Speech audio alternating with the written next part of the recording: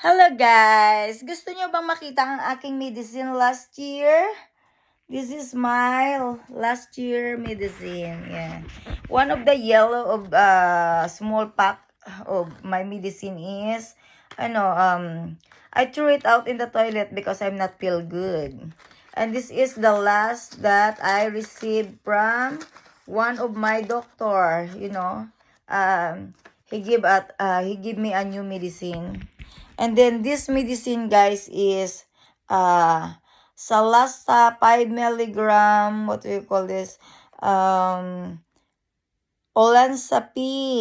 This is olanzapine guys, but can you see it? My name is there.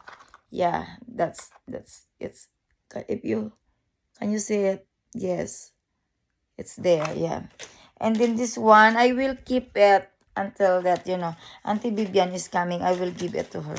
And then, I try if she can check because, I think I get more stronger kind of medicine last year. It's different, guys, that it's make my brain damage. And I got nervous breakdown after that too. 'Di ba? Nakalagay is Canikigel. You see that? That's the address of Mercury Drugs here in Grino. Yes. Ayun lang guys, shinare ko lang sa inyo bago, bago mawala to kasi it's always missing some of the evidence that I want to show to my auntie because they know that she's a nurse and I know that I have an appointment to Dr. Ramona Magallanes to my own private doctor there. But honest is Dr. Ramos helped me too much to be okay again and normal, normal person. Last time that I've been there, I'm so scared for so many things that I feel like I'm in a danger. Yes. But this time, guys, thanks God, I'm fine. At alam ng anak ko, guys, na I'm okay.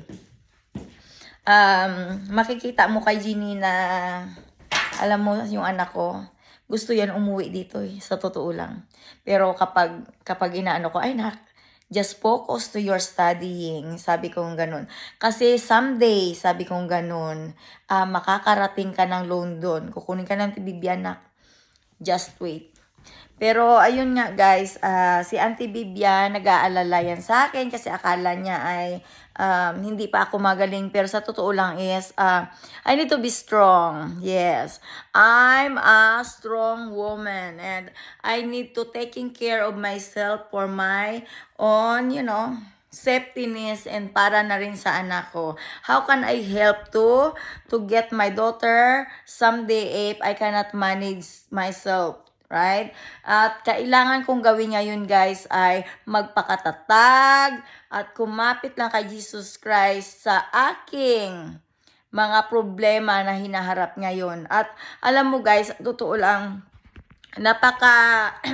napakaswerte ko pa rin dahil sa kabila ng mga naranasan ko, lalo na at inaatake ako using water, thankful pa rin ako dahil God always help me to be safe, especially Haring Samuel. Baka nagtataka kayo guys kung sino si Haring Samuel. Si Haring Samuel ay isang, nasa Bible siya. Isa siyang king. Bago siya naging hari, marami siyang pinagdaanan sa buhay at kaya niyang makipaglaro sa kaya mo nga hindi makipaglaro. Kaya mo i-balance ang kadiliman at kabutihan. Ayun guys, si Haring nakakuha ako guys ng tulong para maging albularyo dahil kay Haring Samuel.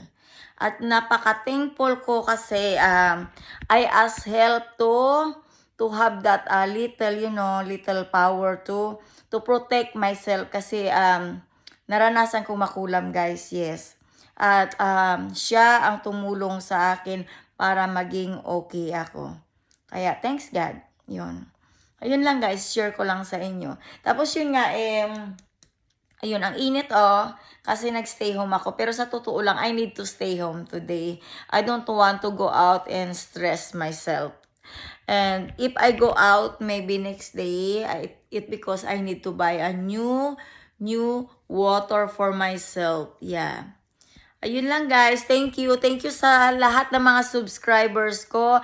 Mag-iingat kayo. At lagi niyong tatandaan na bago kayo mag-asawa, lalo na kapag foreigner, be sure na kaya kayong protektahan ng asawa niyo. Be sure na mahal niyo ang isa't isa. Para no regrets in life. Kasi guys, nangyari sa akin. Sa totoo lang, mahirap makawala sa sitwasyon ko. Iba ang sitwasyon ko guys dahil dinaig ko pa ang hawak ng sindikato. Yeah. Sindikato guys ang lagay. Ayun. Ayun guys, at umaatikabong lagay-lagayan ng pera para lang pagtakpan ang krimen. Ayun guys. Pero thankful pa rin ako kasi kahit sa kabila ng mga naranasan ko sa buhay na alam mo, pinuforce ka na maging bad person. Pero nandoon, inisip ko pa rin na sabi ko, kailangan ko maging mabuting tao. Alam mo kung anong katanungan ko dati na umiyak ako. Sabi ko, Lord, sabi kong ganun. Sa dami-dami ng mga taong masasamang tao sa mundo, bakit ako pang nakaranas ng ganito? Pero alam mo, naisip-isip ko may mga kasalanan din ako. Dati kasi guys, totoo pala no kapag naka-abroad ka, nagiging ambisyosa ka rin, yes. Pero alam mo yung ambisyon na yun parang short lang yun eh. Kasi alam mo, ako yung tipong taong mamimiss ko pa rin ang buhay Pilipinas. Na nangarap ako makarating ng abroad dahil gusto ko lang is job experience. Pero honest is wala akong idea kung anong buhay sa Europe, no? Wala akong idea guys. Wala akong idea. Tapos that time, may country na may gera. Narinig ni Kuya Nani, sabi niyang ganun, itanong mo nga kung saan ka talaga mapapadpad. Kasi baka mamaya mapadpad ka lang sa lugar kung saan may gera. Alam mo guys, iba ang gera dito eh. Akala ko ang mga tao sa Europe is mababait. Pero yung gera dito ng mga racist guys, yun yung bagay na hindi ko kaya. Parang masarap pa nga makita mo na nagbabaming-bamingan pa sa paligid mo eh. Magtatago ka dahil pari-pariho kayong, alam mo na, kailangan yung isave ang mga sarili mo. Pero yung iba baming-baming ka ng mga millions of people around the world na they didn't tell the truth behind their own lie story. That's the most worst that I experience here. Napaka-worst guys. Dati, sa totoo lang, gusto ko lang talaga maging au pair. Naranasan ko. Pero honest is, when I was there in Copenhagen together with all of my friends, I'm happy, yes, sa loob ng 2 years. Pagkatapos nun guys, ay nagtry ako na mag-apply sa Norway. Pero parang alam mo, hindi ako pinalad. Pero hindi ko maintindihan guys. Sa pamamagitan ng black magic, sinusuksok ako maging gold digger. Pinagtitripan akong gawin to, gawin mo yan. Parang yung buhay ko hanggang dito na lang. Alam mo kung bakit ako naging bugnutin? Honest is naranasan ko maging bugnutin sa country ito, depende kasi. Dahil kasi sa mga tao na nasa paligid ko. Pero ako yung tipong tao guys na, nako. Mas gusto ko yung nag-i-enjoy ako kasama yung mga baklang kakalog-kalog. Alam mo yun, yung mga kalog na mga bakla, na mga ganon, yung mga babaeng walang ginawa kundi tumawa ng tumawa. Ayoko sa mga sa mga kaibigan na walang ginawa kundi magchismis ng kapitbahay, chismis dito, chismis doon, si ganito, si ganyan, tutong ayoko. Naiirita ako. Sumasakit ang eardrums ko makinig. Kaya alam mo yung tanging namimiss ko guys, yung mga ginagawa ko nung high school ako, pagkatapos ng high school, kung sino yung kasama ko, syempre, my real best friend. Alam mo na yan kung sino, si Bing Grace, tsaka si Lori, si Jongjong yan. Alam mo yung mga pinsan ko na malalapit sa akin, masasabi ko na sila talaga ang aking mga best friend. Yeah.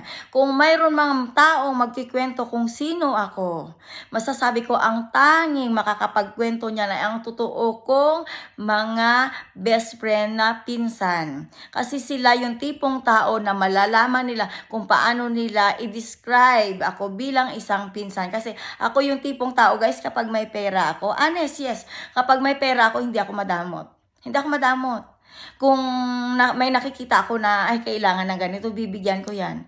Pero yung si ate yan, minsan na ano ako, matulungin yan. Pero kapag nakikita niya na abusado yung tao, yung alam mo yung malaki ang katawan, malakas pa, tapos ayaw kumilos, promise. Sasabihin, ay naku tol, wag mong bigyan niya. Kaya tingnan mo ha, tatamad-tamad kasi yan. Kaya may nakita ako sa pandan, totoo yan guys, totoo. Hindi sa madamot si ate yung tipong taong, hindi yan madamot, hindi rin ako madamot. Pero napapa-smile ako kasi sa totoo lang guys, malakas pa siya sa kabayo, di ba? Hindi mo kailangan mga limos kailangan mong kumilos para sa sarili mo.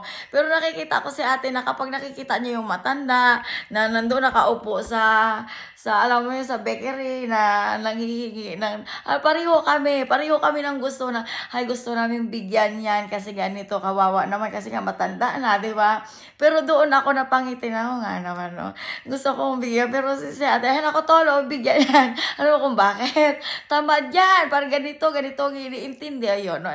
Kaya hinayaan ko na lang. Pero sa totoo lang, guys, sa totoo lang, umuusok ang ulo ko sa mga taong, pupunta ka sa labas, alam mo, ang ganda-ganda ng mood dito sa bahay, pupunta ka na makikita mo yung mga mukha nila, mga, parang hindi mo alam kung nasa liban ba ng masamang espiritu, o kapre, o kung ano mang kakaibang, ano, ay, Diyos ko, sabi ko, ay, ito yung mundo na hindi ko talaga pinangarap.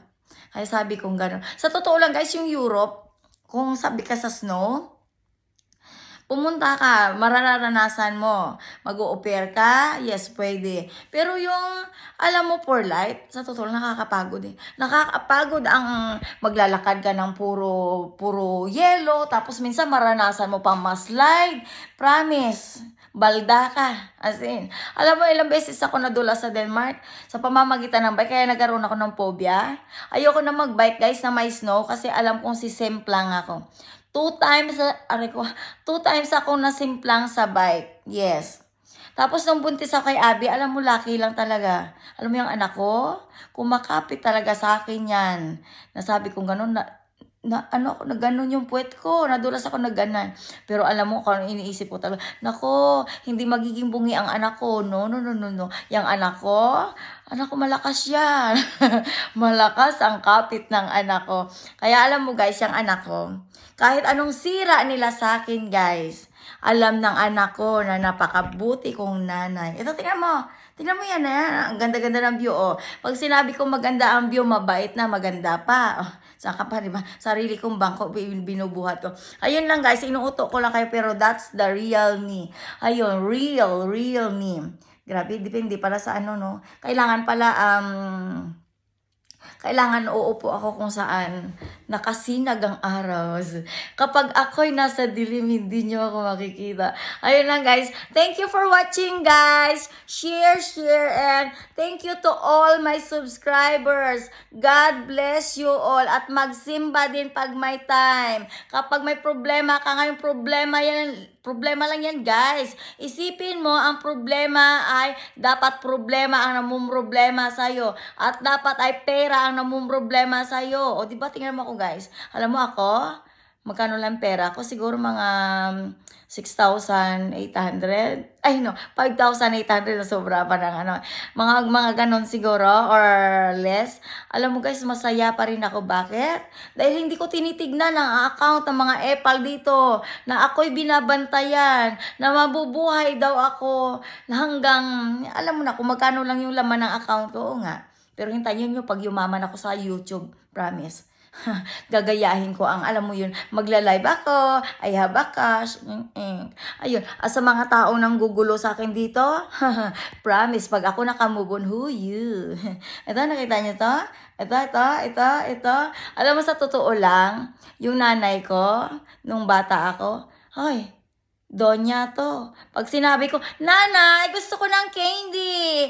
Gusto kong bumili ng mga kemkweng. O diba, ganun ako nung bata ko, guys. Tandang-tanda ko pa yung chichirya na kinakain ko noong bata pa ako na kapag gusto kong pumunta ng tindahan, pag sinabi kong bibili ako ng mga kemkweng, ayun nga, naalala ko, guys, nasa probinsya pala ako to, walang mang kweng-kweng doon, mang pengkweng. Ayun guys, ayun nga ako guys nung bata, o di ba? Know me. If you want to know me guys, just, wait my video. I will tell who I am. That's it. Thank you. Blogger from Santa Cruz. I'm still here. War, there's no war, but poison war is here, is real. Bye. Have a nice day.